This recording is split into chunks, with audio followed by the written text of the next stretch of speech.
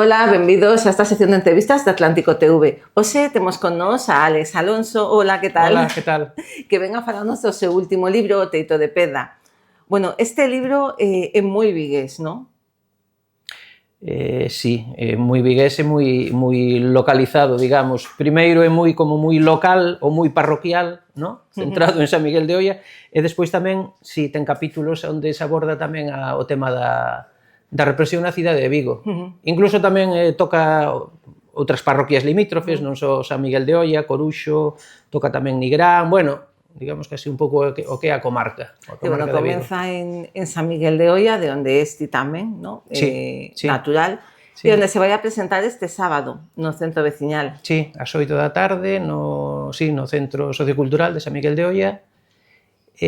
Nada, moi contento de presentalo ali, porque, bueno, está claro que a primeira presentación, polo menos, tiña que ser, pois, bueno, na miña parroquia, claro, para presentalo ante os veciños e veciñas. Neste libro contas, bueno, pois, o que aconteceu os días previos e os días posteriores ao golpe de Estado de 1936, non? O do franquismo. Crees que é un libro necesario en Vigo? O sea, faltaba este libro? Non, é dicir, non, este libro, eu escribo este libro de maneira completamente casual. É dicir, non tiña pensado en ningún momento escribir unha novela relacionada coa Guerra Civil, a pesar de que o tema da Guerra Civil é un tema que me interesa ou que sempre me interesou, porque ainda me acordo cando lín pois Agosto do 36, creo que era de Xosé Fernández Ferreiro, que foi un libro que me marcou así moito, non? E despois, sobre todo, tamén o relato A lingua das bolboretas, de Manolo Rivas, que sempre me pareceu un dos relatos máis maravillosos da literatura galega. Hai un guiño aquí moi claro. Hai un capítulo dedicado a Manolo Rivas, precisamente. Entón, non é un libro que considerase nin necesario nin non necesario, senón que foi porque había, é dicir, porque se publicou o libro este, Memoria dunha parroquia republicana, tamén un veciño noso, de Bernardo Vázquez Acuña, que o atopei na miña casa un día, pois, nada máis velo, nada máis follealo, ver a documentación que tiña, porque tiña unha documentación tremenda, non? Os testemunhos que había e tal, e xa nese momento, xusto nese momento, xa dixen eu fago unha novela de aquí. Porque era, digamos, un pouco a miña oportunidade de facer, bueno, pois unha novela, pois, dedicada ou baseada, pois, na miña parroquia.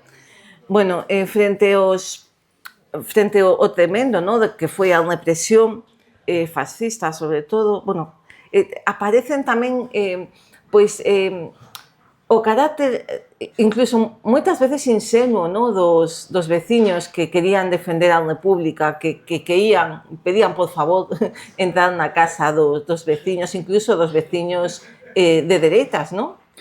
Sí, iso foi un dos temas que me chamou máis a atención, que foi un pouco esa desproporción que houbo, non?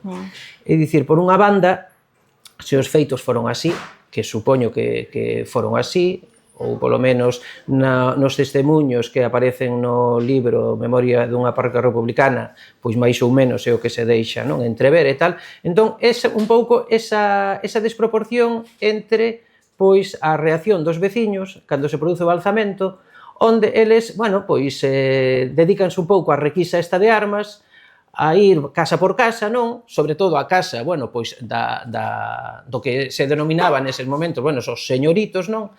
E eu creo que en ningún momento, é dicir, que non houbo ningún tipo de violencia, é dicir, dentro desa tensión que podía haber, non houbo ningún tipo de violencia, non? Física, nin de mortes, nin de nada, non? Realmente. E despois tamén, claro, con esa actitude, quizáis esa actitude igual estou imaginando un pouco, esa actitude un pouco ata sumisa, ou, sabes? É dicir, un pouco así como, por favor, non? Que dicías ti, non, un pouco así de, por favor e tal, para solicitar armas, unhas armas que ao final eran igual 2 pistolas obsoletas e 4 escopetas de caza ou cousas destas, non?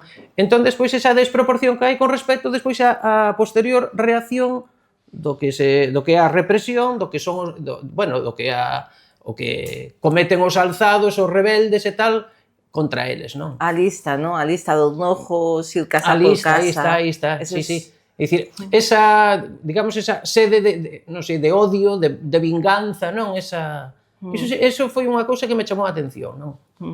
E, bueno, aquí na novela, pois, os nomes das víctimas, non? E tamén dos verdugos. Sí.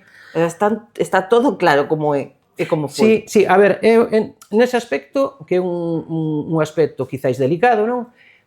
Eu no momento en que escribín a novela, escribina tal e como aparece, digamos, reflectida no libro de Bernardo, non? É dicir, en ningún momento reparei na posibilidade de cambiar os nomes ou de escondelos, senón que, bueno, pois puxen as persoas cos seus nomes e apelidos reais.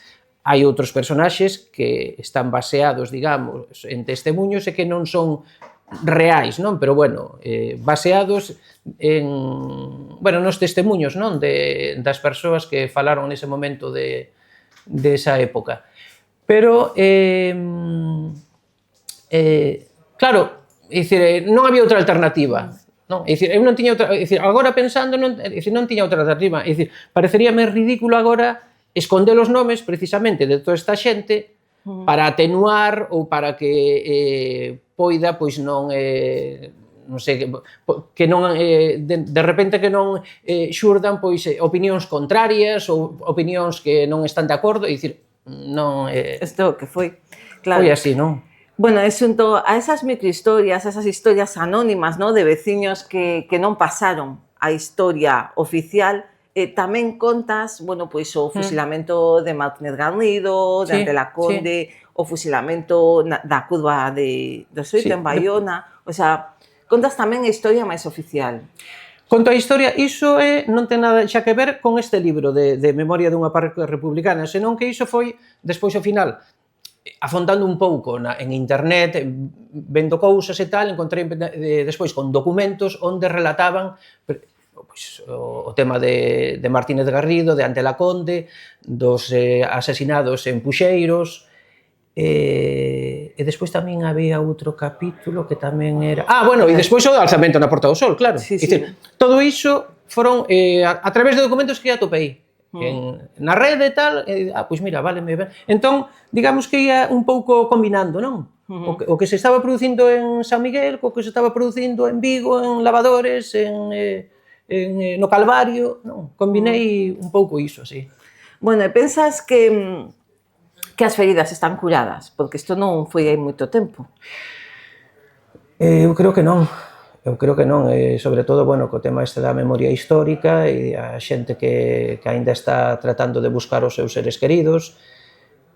Despois o que non se entende moi ben é a xente que se mostra contraria a iso, porque non sei, eu creo que a xente que se mostra contraria a iso, eu creo que non se poñen no lugar, non? Un pouco, é dicir, que pasa porque unha persoa pois queira encontrar ou queira saber onde está pois enterrado o seu avó, bisavó ou quen sexa, non? E as feridas, pois supoño que non están curadas, eu creo que non. Bueno, nesta novela antes comentabas que hai un capítulo dedicado a Manolo Nivas, tamén o título, non? É unha dedicación literaria a Celso Emilio. A Celso Emilio, sí. O título, en principio, tiña outro título. O que pasa que ao final, non sei se foi cando estaba escribindo a novela e tal, que non sei, e continuamente viñame a longa noite de Pedro de Celso Emilio, non? E aparte é un poema que me encanta, é un poema que cada vez que o lees, pois que, Dios, que parece que, non, que conmove así, non? Que entón pensei, pois iso, no primeiro verso, Teito de Pedra, e creo que acae ben o que dentro do que o ton e o ambiente da novela, eu creo que, bueno, que lle vai ben o título este, non? O verso. Moi ben, Alex, pois moitísimas grazas. Sabemos que o sábado, entón, presentas isto na tua terna, en San Miguel. Sí. E nada, bueno, pois ven a completar un pouco a historia local, esta novela. Vale. Moitísimas grazas. Graciñas, Sara.